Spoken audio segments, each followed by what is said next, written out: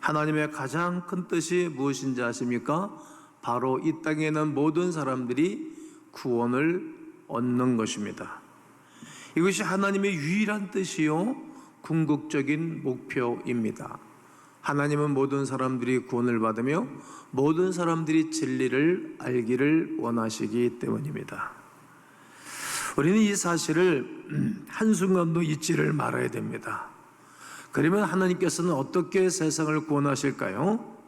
우리의 입으로, 우리의 삶으로 복음을 전함으로 구원하십니다. 이를 위해선 전하는 자가 있어야 되겠지요. 이 세상에 보냄받은 예수님께서는 공생의 기간 가운데에 늘 이 복음을 증거하시는 일에 심려를 기울이셨습니다. 예수님께서 승천하신 후 하나님의 성령을 보내셨습니다.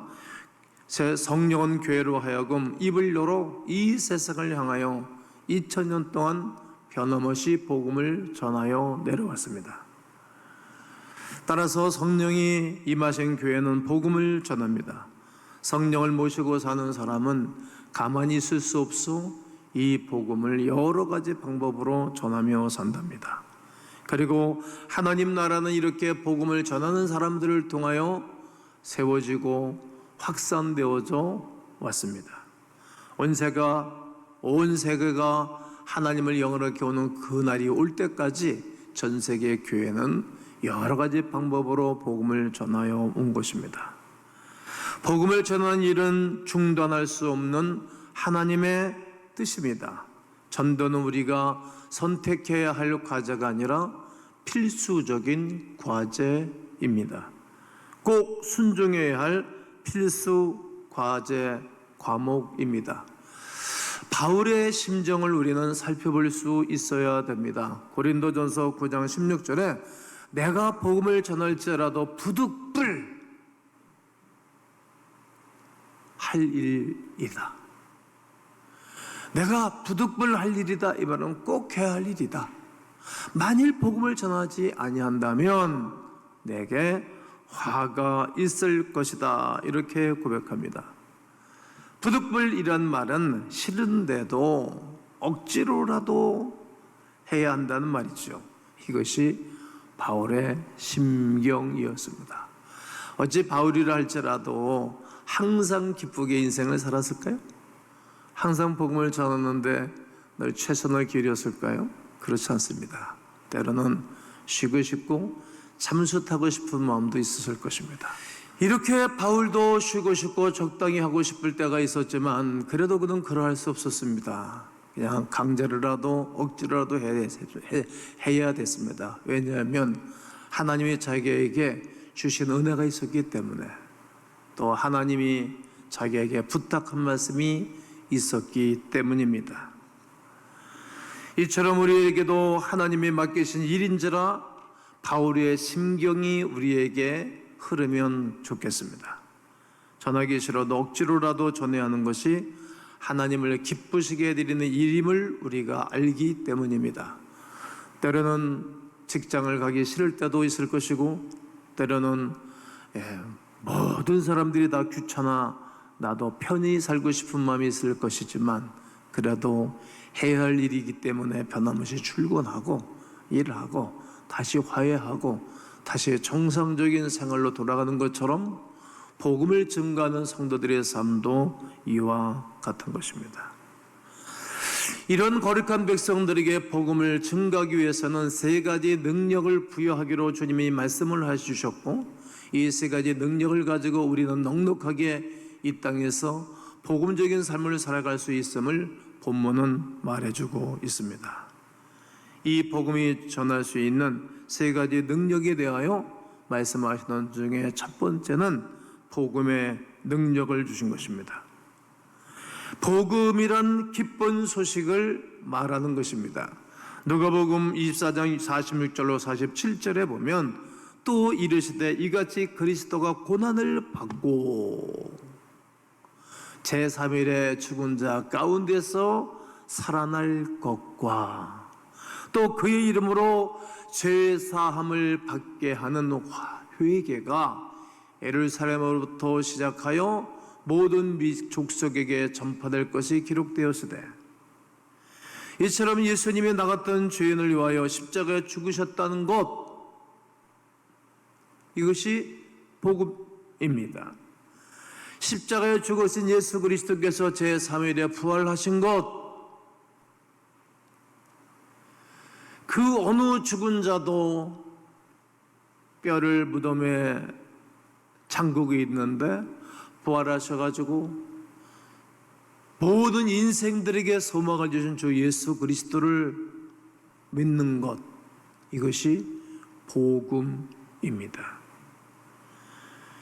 이제 죽으시고 부활하신 예수 그리스도를 믿기만 하면 용서를 받고 영원한 생명을 얻게 되어지는 위대한 사실, 이것이 복음입니다. 기쁜 소식입니다. 하나님께서 우리에게 이 기쁜 소식을 주신 것입니다. 이것은 모든 이들에게 전해져야 할 복음이고 모든 분들이 받아들여야 할 복음입니다. 이 기쁜 소식을 우리에게 주신 것입니다. 문제는 이 기쁜 소식을 받아들이지 않는 것입니다. 세상 사람들을 보십시오. 우리의 죄를 용서하신 예수 그리스도의 복음이 왜 그렇게 기쁜지 모르는 거예요. 그럼 받아들이려고 하지도 않는 거예요. 전에도 말씀을 드렸습니다만 성공한 사람일수록에 복음을 받아들이기가 더 어렵습니다. 왜냐하면 내가 얼마나 노력하고 애쓰고 고생해서 내가 오늘 이 자리에 와 있는지 아시오? 그런데 어떻게 그 예수를 믿게 받으면 구원을 받고 천국을 간단 말이요. 그렇게 값어치 없어 보이는 복음은 내가 받아들이고 싶지 않소, 이런 생각이 그들을 붙잡고 있기 때문입니다.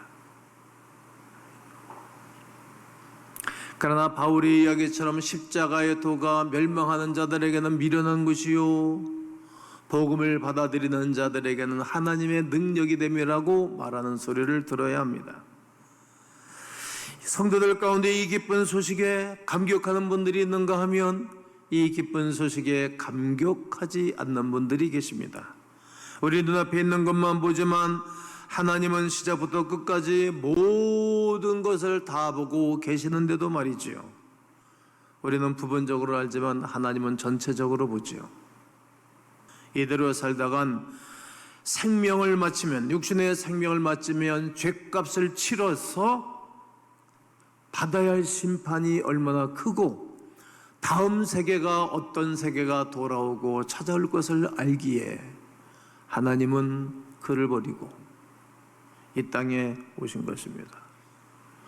그 하나님의 사랑을 알면 알수록에, 그 사랑을 느끼면 느낄수록에, 그분이 나에게 다가옴과 나에게 일하시는 것을 경험하면 경험할수록에 어떻게 이분을 사랑할까? 어떻게 이분을 위해서 더 기쁘게 해드릴까를 고민하지요.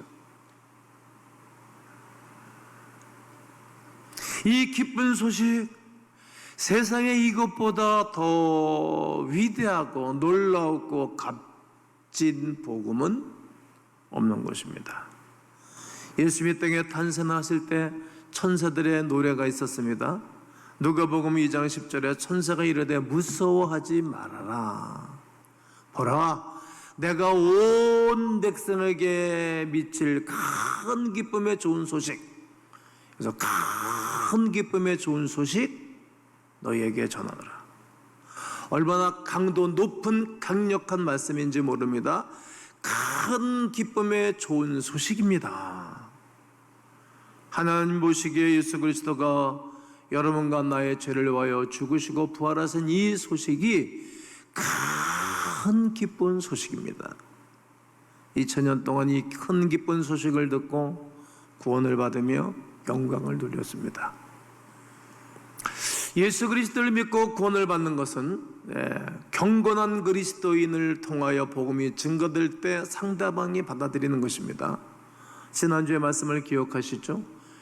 영국 사람들이 인도를 식민지를 삼아놓고 복음을 전하니까 안 받아들이는 거예요. 자, 이렇게 또 말씀드렸잖아요. 일본 애들이 한국에 들어와서 이러면 예수를 믿으라 그러면 받아들이겠습니까?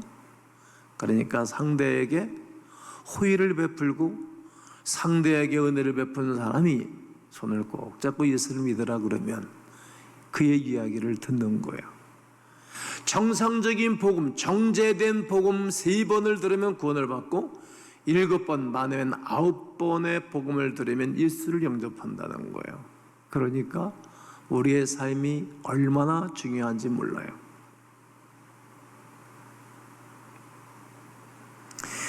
이것보다 더 엄청난 큰 일은 없고 이거보다 더 기쁜 소식은 없는 것입니다. 이 복음의 능력이 우리 주님으로부터 여러분들에게 주어진 것을 믿으시기를 주의 이름으로 축복합니다. 두 번째 능력은 우리에게 전도할 수 있는 소명을 주신 것입니다. 소명이란 하나님께서 어떤 일을 위하여 우리를 부르신 것, 부를서 명령명, 불러서 명령한 이야기입니다. 어떤 것입니까? 이 모든 일의 증인이라 이 증인된 삶을 사는 것입니다. 오늘 본문 24장 48절에 너희는 이 모든 일의 증인이다. 증인이란 예수 그리스도의 복음을 전하는 사람들을 일컫는 말이고 일컫는 단어입니다. 증인은 보고 들은 대로 전해주면 되는 것입니다. 우리가 처음 목격한 사도들이 쓴 말씀에 대하여 예수 그리스도의 죽으심과 부활을 보는 것입니다.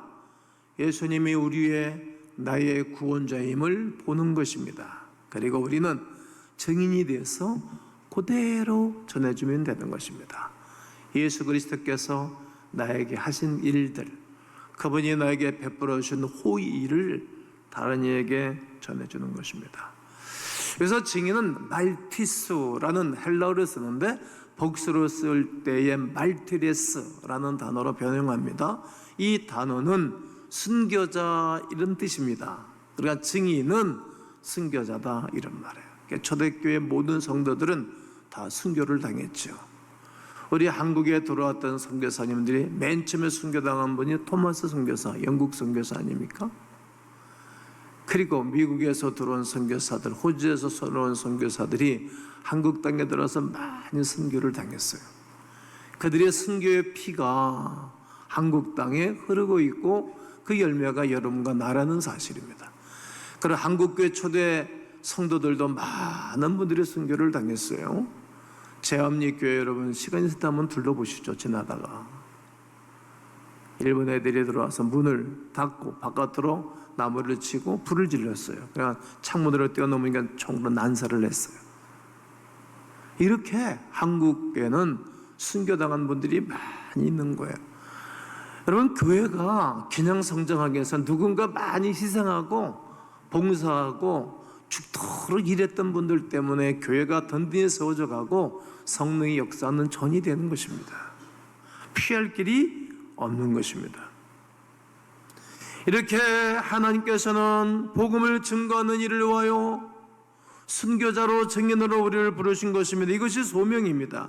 너희도 이 모든 일의 증인이라는 거지요. 그럼 어떤 사람들은 이 사람들이 누구냐? 예수님의 제자들이다. 맞습니다. 그리고 예수 그리스도의 제자들이 또 제자를 낳고 맞습니다. 그리고 교회에게 주신 하나님의 말씀이고 교회 안에 그리스도 예수를 영접한 모든 사람들에게 주신 사명입니다. 이 복음을 전하는 일이 교회에게 주신 사명이요 증인된 삶을 살아가는 것입니다. 소명입니다. 성도는 하나님께서 우리를 부르셨다는 이 소명의식을 가지고 살아가는 사람들입니다. 그러므로 성도는 하나님께 주신 소명을 반드시 곧 반응하셔야 됩니다. 예수 그리스도를 믿는 궁극적인 목적이 무엇입니까? 오늘 엔딩송 그걸 했잖아요. 예수 그리스도의 찬양하고 경배하고 높여드리는 거예요. 어떤 장소에 어디서 무슨 일을 하든지 하나님의 이름을 높여드리는 거예요. 예수 이름 높이세, 이 찬양을 드렸지 않습니까? 이 땅에 하나님의 나라가 임하도록 말이죠.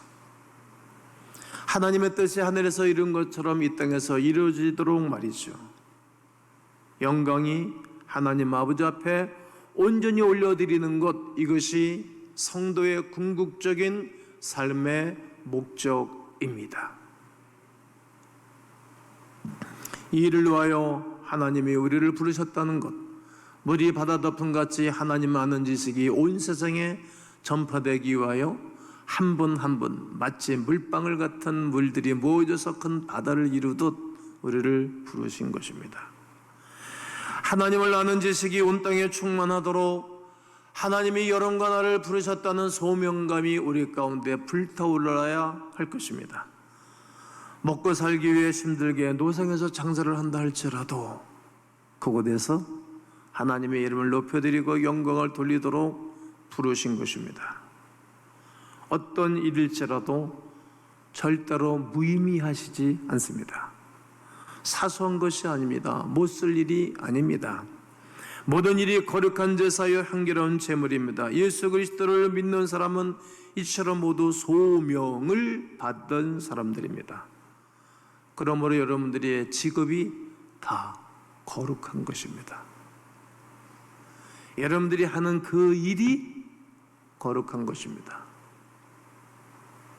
어떻게 보면 저는 여러분들의 일터에 여러분들이 만나는 그런 분들을 만날 수 있는 힘이 거의 없습니다. 그러기에 여러분들을 그 자리에서 불러내서 교회를 통해서 은혜를 베풀어 주시고 사명을 받고 그 자리로 돌려보내는 것입니다. 그러므로 모든 직업이 다 거룩한 것입니다. 몇 년 전에 직업은 거룩한 하나님의 소명입니다. 기억나시지요? 얼마나 귀하고 놀라운 일인지 모릅니다. 평범하게 날마다 반복되는 가정생활도 그러한 것입니다. 내 가정생활 속에서 거룩함을 나타내 보일 때 가족의 식구들 모두가 거룩해지고 또 자녀들이 거룩해지는 것입니다. 그러기에 좀 몸이 좀 힘이 들어도 어려워도 부모도 잘 모셔오는 것 아닙니까? 그것 바라보고 아이들이 나도 이 다음에 우리 엄마처럼 살아야 되겠네. 나도 이 다음에 우리 아버지처럼 살아야 되겠네. 그게 가정이 거룩한 것입니다. 나의 가정을 통해서 하나님의 거룩이 하나님의 임재가 임하기를 원하여 우리가 그리 살아내드리는 것입니다. 나의 직업을 통해서 주님의 뜻이 이 땅 위에 이루어지기를 소원하는 것입니다. 우리가 열심히 번 돈을 가지고 헌금을 드리죠. 헌금을 가지고 이 땅에서 복음을 증거하는 일로 하여 사용되어지고 있는 것입니다. 그러기에 돈도 거룩한 것입니다. 돈이 흘러가는 것이 죄성 있는 곳에 가면 그 돈은 거룩한 것이 아니고 죄악이 되겠지요. 그러나 내 돈이 흘러가는 곳이 하나님의 영광과 하나님의 거룩한 넉세를 위해서 흘러간다면 돈은 아주 거룩한 것입니다. 내게 주어진 재능도 거룩해지고 나에게 주어진 시간도 거룩한 곳에 내 시간을 투자하면 아주 거룩한 것입니다. 중국의 유명한 선교사 허드슨 테일러가 이런 말을 했습니다. 작은 일은 작은 일이다. 하지만 작은 일에 신실한 것은 큰 일이다. 복음을 증거하는 자들이 하는 일에 굉장히 작은 일일 거라고 생각합니다. 나 같은 사람이 직장에서 말다니 내가 뭐 별로 사업에 큰 효과도 없는데 그건 어떻게 보면 개인적으로 보면 자기 자신으로서는 작은 일이지만 그러나 그게 큰 일인 것입니다. 그 작은 일에 소명감을 가지고 살게 되어지면 큰 일이 되는 것입니다. 테레사 수녀도 비슷한 말을 했습니다. 나는 큰 일을 하지 않는다. 나는 작은 일을 큰 사랑으로 한다. 작은 일도 큰 사랑을 가지고 하니까 주변 사람들이 행복해하는 것 아니겠습니까? 우리는 어떤 사랑 가지고 인생을 살죠? 부모의 사랑을 가지고 삽니까? 형제의 사랑을 가지고 삽니까? 우리는 그 사랑 가지고 사는 사람들이 아니라 그 큰 사랑 내 마음 속에 크신 하나님의 사랑으로 이 땅을 살기 때문에 큰 사랑을 가지고 나의 삶 속에서 최선을 다해서 사는 것입니다. 우리가 이웃과 하나님을 사랑하는 간절한 마음으로 살아간다면 사소한 일을 하면서도 그 일을 통하여서도 하나님의 큰 역사가 일어나는 것입니다. TMD를 변화시킨 것도 아주 소소한 예수 믿는 사람이 전해서 그 사람이 예수 그리스도를 만나고 큰 역사를 이룬 것 아니겠습니까? 인생의 경로가 다 그러하지 않겠습니까? 소명의 저자 오스 기니스라는 세계적인 변증가 연설가가 있습니다. 그는 평신도임에도 불구하고 하나님의 영광에서 엄청난 큰 일을 감당했던 사람입니다. 그가 소명을 받고 은혜 받고 난 다음에 신학하라고 신대원생으로 학교를 다닙니다. 그리고 모 교회 가가지고 9개월 동안 이른 아침서부터 전 늦은 시간까지 복음적인 삶을 삽니다. 그러다가 어느 날 자동차 주유를 하기 위해서 주유소를 가서 주유를 하고 있는데 9개월 동안 만난 사람 중에 불신자는 그 주유소 주유하는 그 사람 하나였습니다. 그때 깨달았습니다. 내가 목사가 돼서 불신자들 만날 수 있는 기회가 없어진다면 나는 안 되겠다. 복음을 전하기 위해서 나는 목사가 되지 않기로 결정을 합니다. 그리고 위대한 변증가가 되고 연설가가 되어서 수없는 사람들에게 엄청난 영향을 끼친 것입니다. 여러분의 고유한 위치와 아름다운 소명을 결코 과소평가하지 마시고 주어진 기회에 하나님의 놀라운 일들을 감당하기를 주의 이름으로 권면합니다. 하나님께서 성령의 능력을 주셨습니다. 오늘 49절에 볼지어다 내가 내 아버지께서 약속하신 것을 너에게 보내리니 너희는 위로부터 능력으로 입혀질 때까지 이 성에 머물라 하시니라. 이것은 받을 성령을 말하는 것입니다. 성령이 임하심으로 능력을 받는 것입니다. 우리의 힘이 아닌 하나님의 능력이 주어지는 것입니다.